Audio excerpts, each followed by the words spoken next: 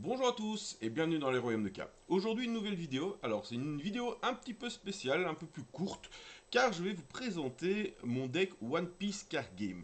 Voilà, donc je sais que c'est un peu mon side TCG, c'est ce que j'appelle mon TCG de relaxation. En fait, quand j'en ai un peu trop de Star Wars, c'est un peu trop de Flesh and Blood, ma tête va commencer à exploser. Et ben je pars un petit peu dans One Piece TCG Wargame car c'est un jeu, mine de rien, très chouette, très enrichissant, et les cartes sont vraiment belles, hein. Donc j'avais envie de vous présenter aujourd'hui, dans cette petite vidéo, mon deck que j'utilise pour l'instant dans les petits tournois que je fais au Ludo Trotteur à jambes.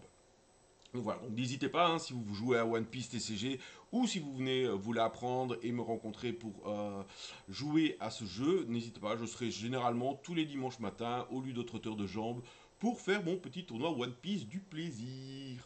La communauté est vraiment très chouette, donc c'est vraiment top.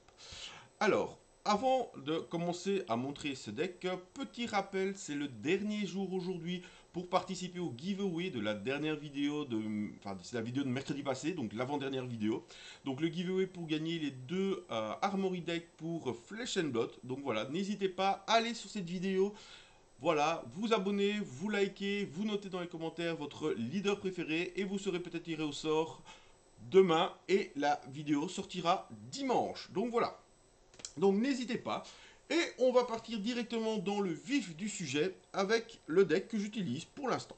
Ce n'est pas l'eau, et non, ce n'est pas Trafalgar l'eau, mais pourquoi pas bientôt, hein. D'ailleurs, sort bientôt OP12.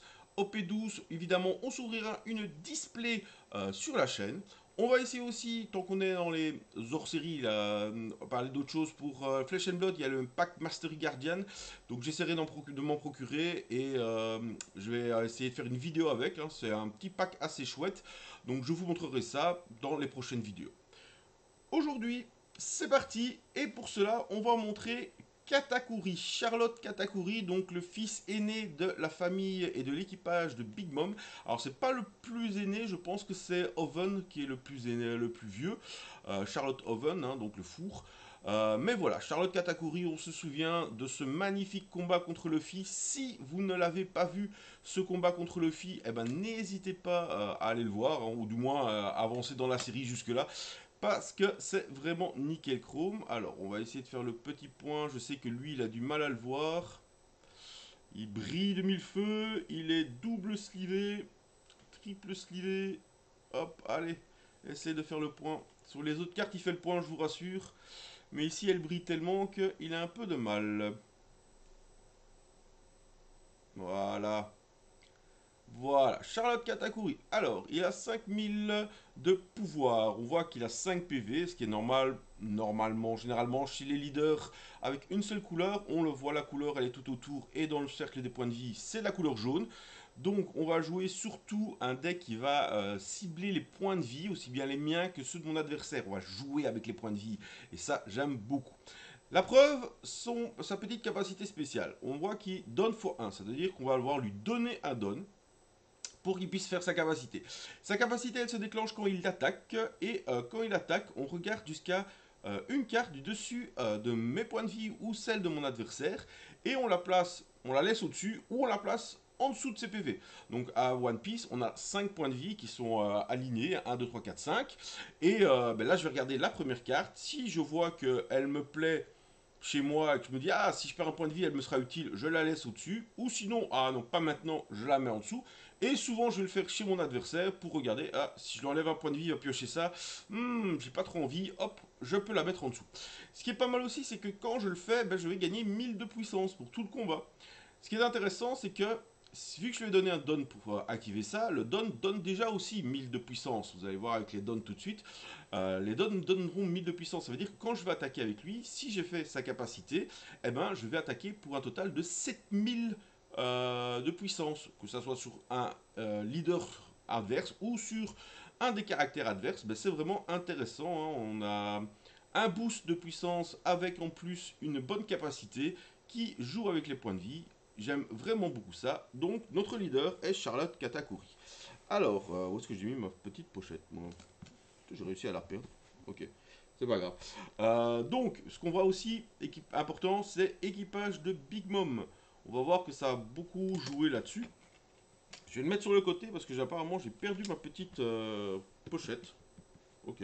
À mon avis, c'est avec le ventilateur qu'elle a dû s'envoler. Donc du coup, je vais en reprendre une nouvelle. C'est pas grave. Je la ramasserai plus tard, mais il faut toujours mieux protéger ses cartes. Voilà. Alors, on va commencer évidemment par le deck le plus important, car vous savez, à One Piece, vous jouez avec deux decks. Oui, votre deck classique, donc où vous avez toutes vos unités, hein, vos caractères pour pouvoir jouer, ainsi que vos events, et aussi le deck de Dawn. Le deck de Dawn à One Piece, si vous n'avez jamais joué à One Piece, en fait, c'est un petit deck qui sera sur le côté, qui vous apportera un peu l'énergie, on va dire, pour jouer vos cartes. Voilà. À One Piece, ça se joue un peu différemment. En fait, celui qui va jouer en premier va d'abord révéler un don, donc va jouer avec une énergie. Puis le tour suivant, en fait, on va aller par deux par deux. Donc il aura 3, 5, 7, 9 et puis 10, parce que c'est un maximum de 10 cartes de don. Donc, voilà. Mais celui qui joue en deuxième, lui, va aller dans les chiffres pairs. Donc il commencera avec 2 dons, et puis 4, 6, 8, ainsi de suite. Donc il y a vraiment déjà toute une stratégie déjà à savoir qui va commencer à jouer.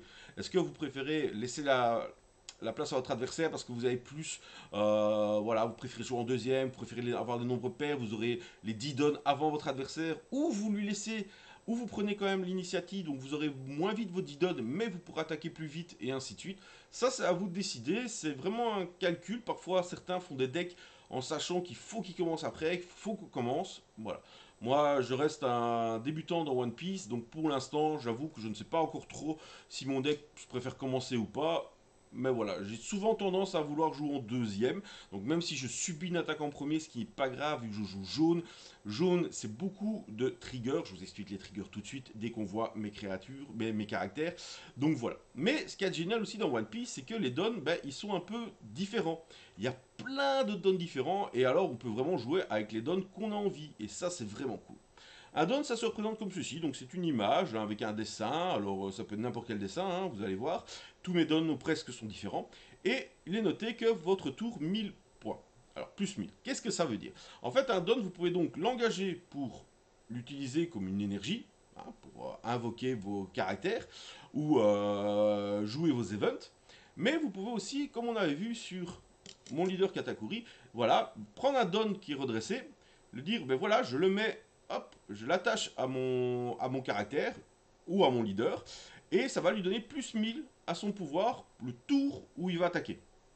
Voilà, ça ne marche pas pendant le tour adverse, évidemment, mais là voilà, je lui donne 1000, hop, c'est fait, et en plus, ben, grâce à ma capacité qui donnait donne x1, ben, hop, je vais pouvoir attaquer, la capacité me faisait ça, et ainsi de suite. Donc voilà. Donc les dons, c'est vraiment un deck hyper important. Après, le don en lui-même, voilà, vous en avez 10, quelle que soit l'image que vous avez dessus. Mais comme je disais, il y a beaucoup d'images différentes. Donc par exemple, ici, on voit une image pour Trafalgar Law. On voit une image, attendez, hein, parce que One Piece, c'est très joli, mais ça brille beaucoup. Et on sait que ma caméra, pour tout ce qui brille, elle n'est pas vraiment ce qu'elle préfère. Hein. Allez, ma petite cam. Je sais que tu peux le faire, tu me l'as fait là tout de suite. Évidemment, quand je tourne le test, ça fonctionne très bien.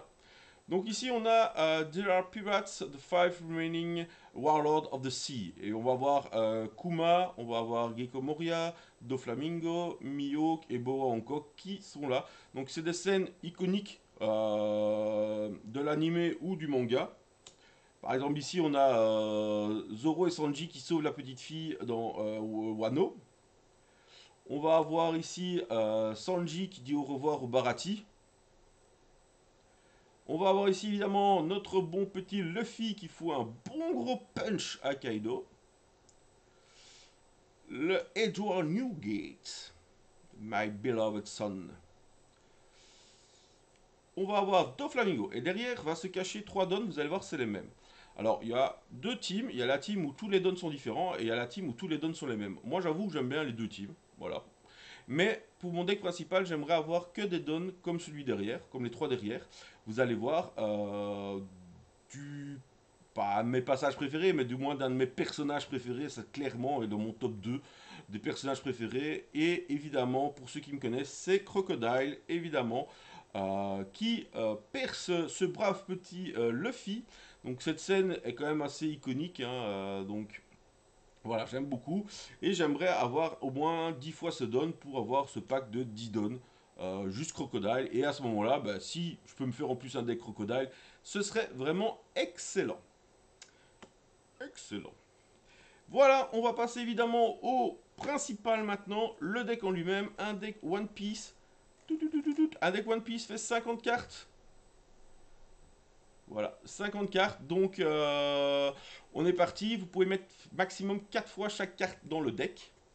Alors, là, je vous montre le deck brut, type, comme je l'utilise pour l'instant. J'ai pas encore trop regardé à faire des petits changements parce que ça fait longtemps que je l'ai fait. Mais là, en le remettant à plat, je fais, faudrait quand même peut-être que je fasse ce petit changement. Mais bon, je suis occupé à monter d'autres decks pour l'instant. Un deck Kobe. Et oui, c'est OP11 nous a apporté Kobe. Va y avoir un peu de soutien en plus dans OP12. Donc je suis assez content. Et là, j'ai testé un deck Jimbe. Et oui, ce petit homme poisson, hein, je sais pas, j'avais envie de faire un deck Fisherman. Donc c'est assez cool. Et OP12 arrivant avec son lot de nouveautés qui vont être très très chouettes. Mais alors OP13 juste après et PRB02, vraiment top. Vous ne comprenez rien pour les noms, c'est juste des noms d'édition, ne vous inquiétez pas. Voilà, OPO, OP, One Piece 11, One Piece 12, voilà, c'est les éditions qui se suivent. Et PRB, c'est des éditions spéciales avec des rééditions de cartes essentiellement, mais ce qui est bien pour des nouveaux joueurs comme moi, parce que du coup, c'est vraiment ce qu'on va viser pour essayer d'avoir le plus de cartes possible et pouvoir recommencer des bons decks plutôt que de payer pour acheter des cartes. Attention que One Piece n'est pas cher du tout comme TCG. Franchement, c'est un TCG qui n'est pas cher du tout si vous voulez jouer. Si vous voulez collectionner, effectivement, vous allez vouloir les alternatives. Donc là, effectivement, ça va coûter un peu plus cher. Vous allez voir ici, j'ai quelques alternatives pour vous montrer. Mais si vous vous en foutez de l'alternative et que vous voulez juste jouer, alors One Piece est sûrement un des jeux, si pas le jeu le moins cher des TCG, en tout cas des TCG que je fais, c'est d'office le moins cher, ça c'est clair. Hein. Même si Star Wars n'est pas, ça va, Flèche étant tout au-dessus, donc voilà, One Piece c'est vraiment nickel. Si vous avez un jeu, envie d'un jeu sans prise de tête, avec de la stratégie, facile à comprendre et chouette à jouer, moi je conseille One Piece sans souci. On va commencer par cette chère Charlotte Pudding, donc toujours équipage de Big Mom évidemment. Donc pour un coup de 1, elle a 2000. 2000 pour attaquer les 5000 de leader, c'est pas vraiment ce qu'on a de mieux, à moins de dépenser beaucoup de dons pour la booster. Mais c'est pas grave. On va s'intéresser aussi à la physionomie d'une carte, ça va être important pour notre analyse de deck. Donc là on a le coup, on a la puissance.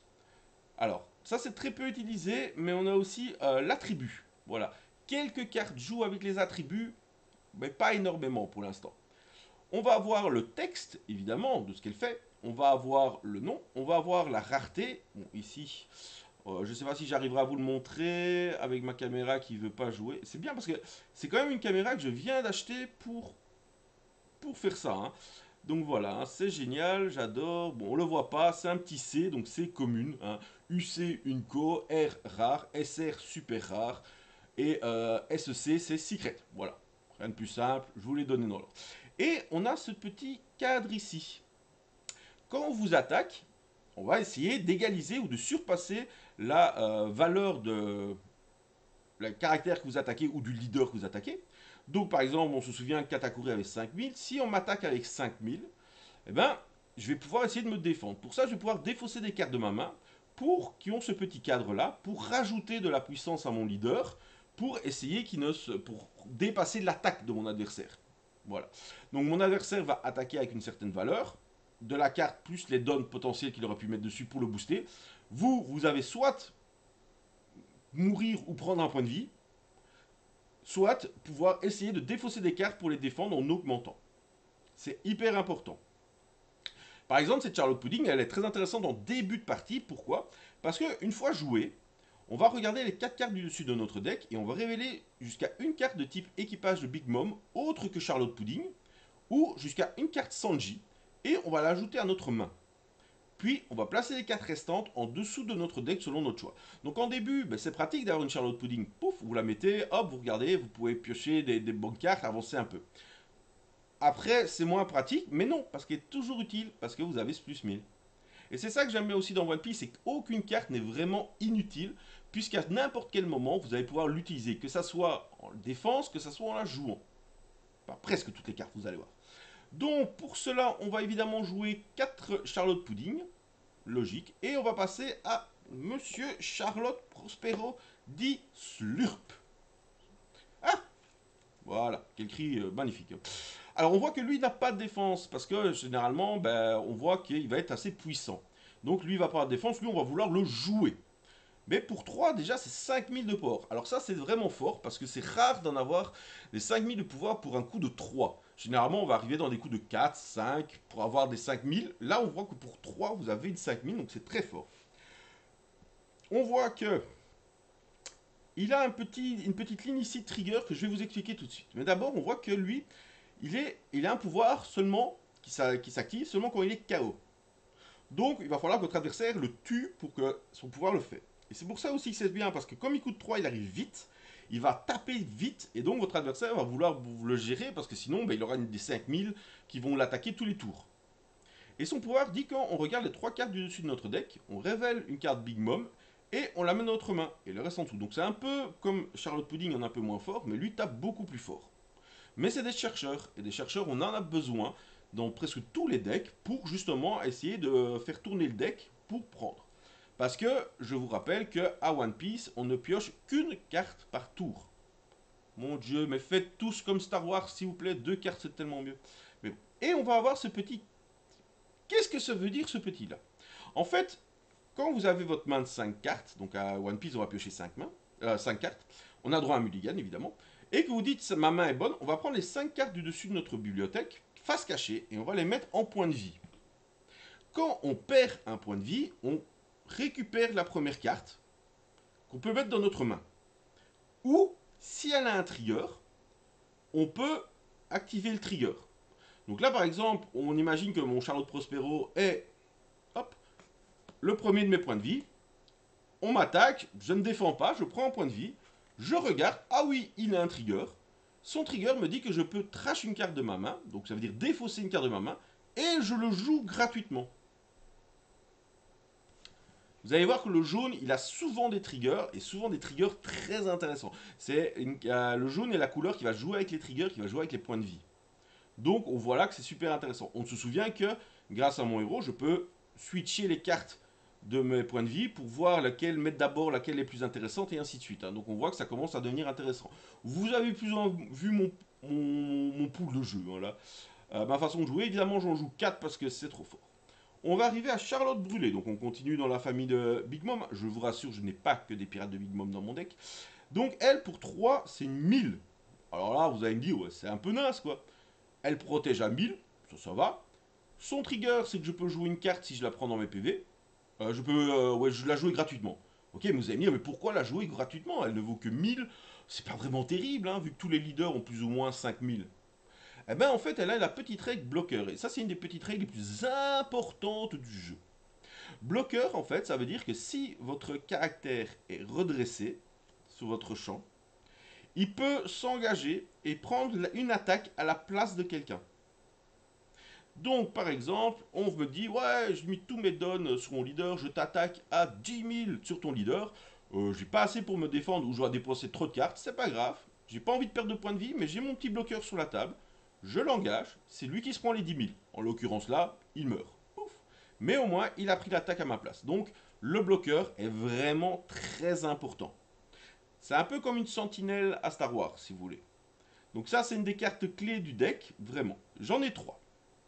Après, on va avoir ce Kapang Gang BG. Mais alors, on voit lui qu'il n'est pas de la famille Big Mom. Aïe aïe aïe. Malgré qu'il soit marié à une fille de Charlotte Katakuri. De Charlotte Big Mom, hein, Lana. On voit qu'il a un trigger. Alors, son trigger est très très fort, lui, par contre. Hein. Son trigger, il dit que, donc quand je le pioche de mes PV, je peux jouer son trigger. Je peux choisir un des leaders ou caractères de mon adversaire qui ne pourra pas attaquer ce tour-ci. C'est pas mal. Mais vous allez me dire, ouais, mais si tu le pioches de ta bibliothèque et qu'il n'est pas dans tes points de vie, il sert à quoi? Parce que 3, 3000, pas tant. Eh ben en fait, il counter 2000. Dans vos decks, vous allez avoir un certain nombre de cartes qui vont counter 2000, qui est le maximum du counter, et c'est hyper important pour se défendre. Donc vous allez souvent avoir des cartes qui ont l'air très nulles, vraiment, hein, qui ne servent à rien, mais qui sont uniquement là pour vous défendre grâce à leur counter 2000. Et c'est hyper important. C'est parmi vos cartes les plus importantes du jeu. Donc pour cela, j'ai mis mon petit 3 fois mon petit Capone Gang BG pour sa protection 2000. Et la même chose avec notre Charlotte Brûlée, la nouvelle, qui a un counter 2000. Elle, si elle est dans les points de vie, son déclenchement, donc son trigger, c'est regarder une carte du dessus de la vie de votre vie ou de celle de votre adversaire, placez-la au-dessus ou en dessous de points de vie, donc comme le pouvoir de notre héros, puis ajoutez cette carte à votre main, donc on rajoute cette carte à notre main qui pourra protéger. Parce que ce que j'ai oublié de vous dire, c'est que si vous utilisez le trigger d'une carte, eh ben votre carte, sauf mention contraire, elle va dans le cimetière. Ben là par exemple ici, heureusement si vous utilisez le trigger, donc vous lookez dans les points de vie, et en plus elle revient dans votre main, elle a une défense de plus de 1000, c'est nickel, nickel. Celle-là je l'ai 4 fois parce que le plus de 1000 est vraiment très important. Alors, Basil Hawkins, qui n'a rien à voir avec l'équipage de Big Mom, mais qui a aussi un pouvoir important. Pour 4, c'est une 5000, c'est pas mal, on est bien. On voit qu'il counter 1000, c'est pas mal, on est bien. Pour l'instant c'est moyen. Son trigger, par contre, est pas mal. On pioche 2 cartes et on enlève une carte de sa main. Ça peut être pas mal.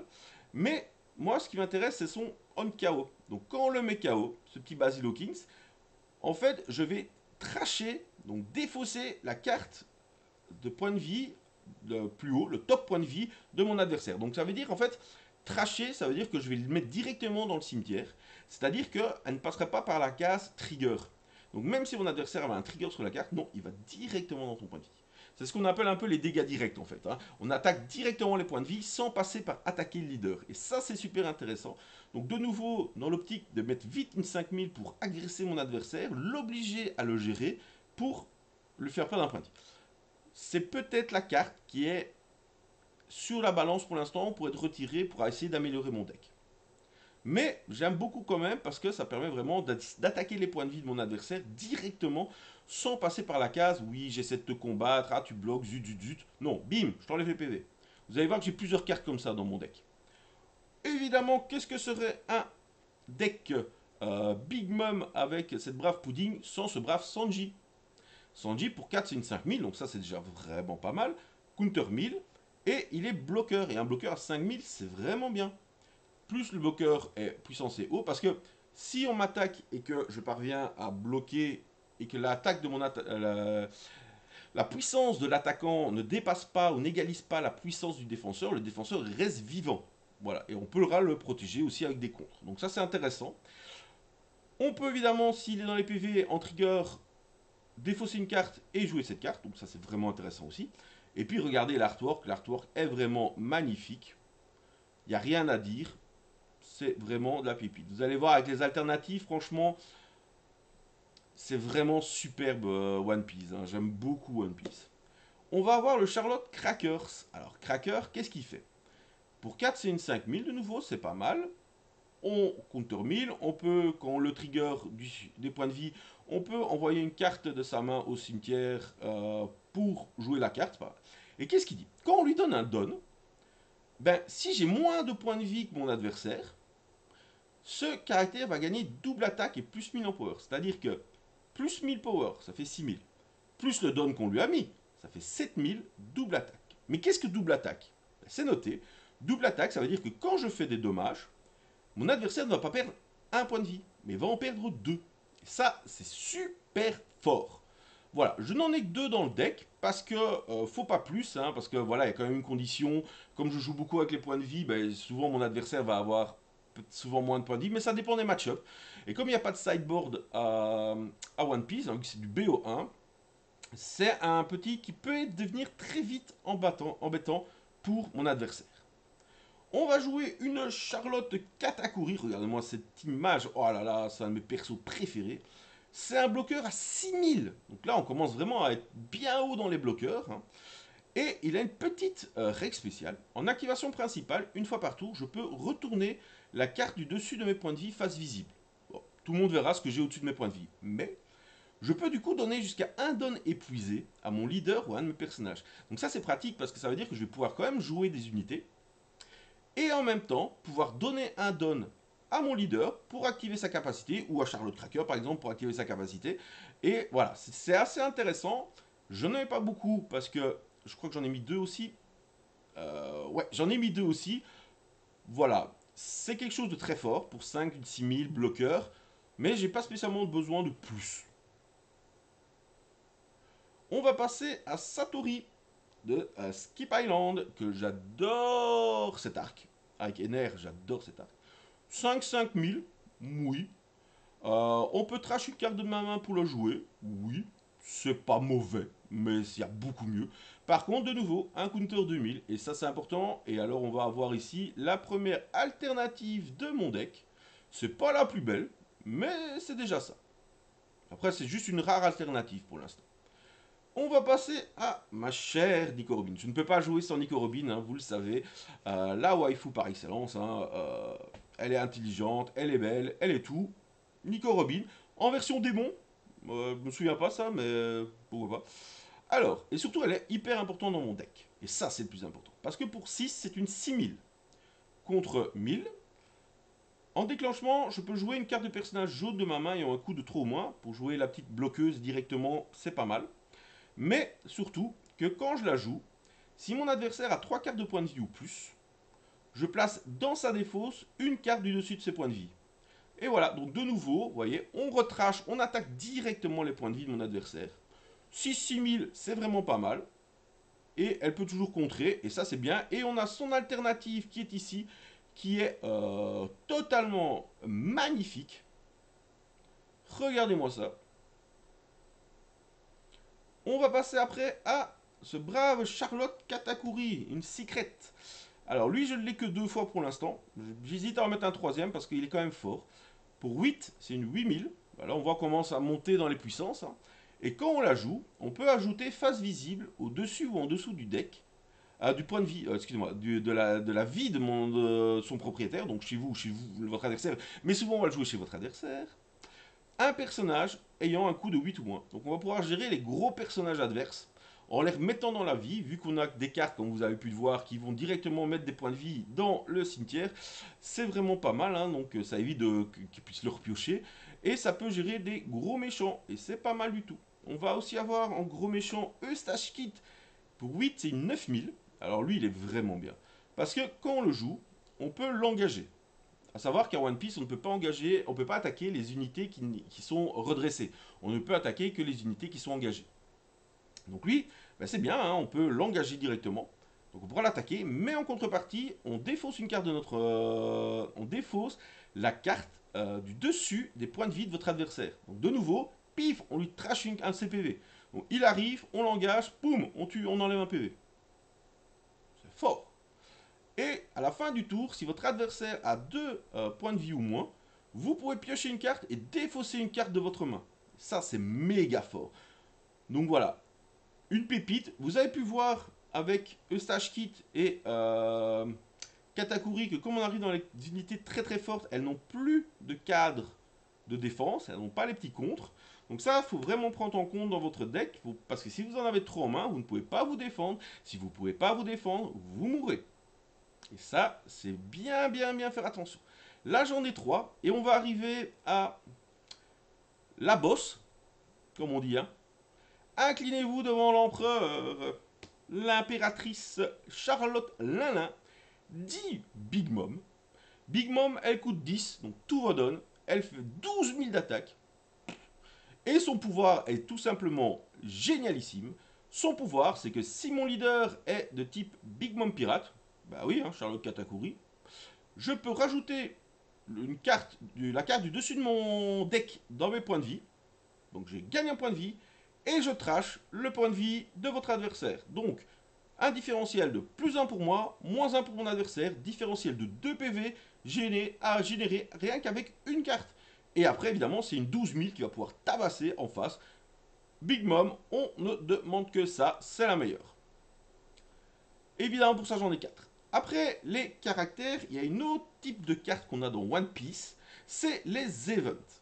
Les events, en fait, voilà, ça se ressemble comme ça. Ce n'est pas les plus jolies cartes, mais c'est souvent des moments aussi assez importants. Regardez ce moment-ci, si c'est pas hyper important avec Ener. Tu seras le seul à disparaître. Et en fait, les events vont souvent avoir donc ils ont un coût, ils vont souvent avoir un effet normal et un effet ou un effet counter. L'effet counter, c'est que vous le jouez au moment où on vous attaque. Ici, par exemple, il n'y a qu'un effet counter, et l'effet counter dit que vous pouvez défausser une carte de votre main, et vous pouvez choisir jusqu'à un de votre leader ou de caractère qui gagnera plus 3000 de pouvoir. Donc voilà, on vous attaque, ben ça sert à défendre, c'est un peu comme les counters. Hein. Là, vous avez joué le coup, bon, ici le coup est 0, donc tant mieux, et vous allez activer l'effet pour contrer l'attaque. On voit que son trigger, s'il est dans les points de vie, c'est pas mal, c'est que si vous avez 0 point de vie, donc vous prenez, c'est votre dernier point de vie, vous avez pris, vous pouvez rajouter la carte du dessus de votre bibliothèque au top de vos points de vie et défausser une carte de votre main. Donc ça c'est pratique, ça remettrait un point de vie. A savoir qu'à One Piece, il faut détruire, enfin il faut enlever les XPV de votre leader. Mon leader a 5, donc les 5. Et une fois qu'il a plus de points de vie, il faut lui donner un dernier coup fatal. Donc là, hop, ça remet encore un PV. C'est pas mal du tout. Et alors, la dernière, le Red Hawk, Gum Gum Red Hawk. Regardez la tête de Doflamingo. Alors, vous voyez qu'il y a 1, donc il coûte 1, et il y a une action principale et on contre. En contre, si vous payez 1, et vous jusqu'à un de vos leaders, donc votre leader uniquement gagne plus 3000 de puissance pour tout le combat.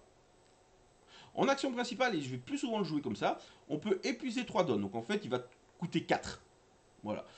Si vous et votre adversaire avez un total de 5 ou cartes ou plus dans vos points de vie, je mets KO jusqu'à un personnage adverse qui a un coût de base de 5 ou moins. Donc ça permet de gérer un caractère adverse qui a 5 de coups moins. Et on va finir par la plus belle des alternées, évidemment. Donc j'ai 3 Red Hawk, dont une en Even Manga. Regardez-moi cette pépite. Donc Gum Gum First Pistol Red Hawk. C'est là exactement la même carte, mais en version manga Even, ils appellent ça. Donc c'est pas la manga évidemment, hein. Les mangas c'est les cartes les plus chères qu'on trouve dans One Piece. Mais ça vaut déjà sa petite pépite et franchement elle est magnifique. Je n'aurais pas pu ne pas jouer avec. Voilà les amis, donc c'est sur cette présentation de mon deck qu'on va se quitter. Sur cette magnifique carte. Si jamais ça vous intéresse One Piece, que je fasse un peu plus de vidéos sur le jeu, sur comment ça se joue, sur la présentation de deck, on va aussi essayer avec mon fils, on va essayer de trouver un moyen pour filmer des parties. Voilà, donc on promet rien, mais on va essayer de faire, hein, que ça soit à Star Wars, à Flesh and Blood et à One Piece, parce que Logan s'y est mis aussi, et c'est très très cool. Donc voilà, on se dit à bientôt, et surtout, amusez-vous!